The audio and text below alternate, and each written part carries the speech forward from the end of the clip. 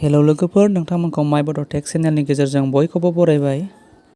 दिनै नोंथांमोननि थाखाय मोनसे भिडिअ लानानै फैबावदों, जेनाखि नोंथांमोना दाख्लै बावैसो आगष्टनिफ्राय 17 थारिख आगष्टनिफ्राय अक्ट'बरनि गेजेराव मोनसे आरआरबि एग्जाम जानानै थांबाय।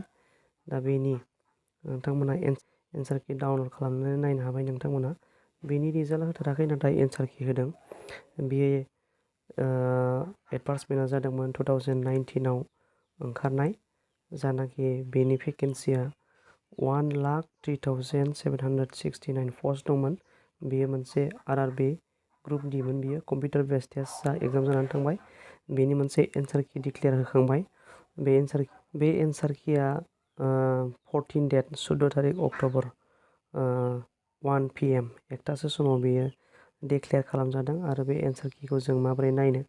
जों एन्सार किखौ नायनोब्ला जोङो आसाम केरियार मोनसे अफिसियेल वेबसाइटआव एडभार्समेन्ट मोनसे अफिसियेल वेबसाइट दङ। बेयाव नोंथांमोना हाबखांनायनि उनाव नोंथांमोना बेनि सिङाव फैदो।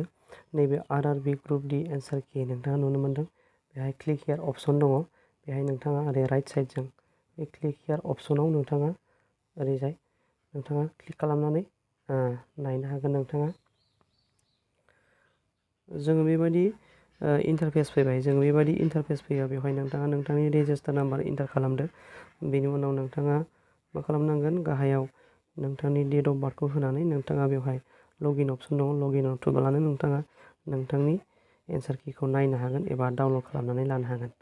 नोंथांनि थाखाय भिडिअआ बेखिनियानोसै।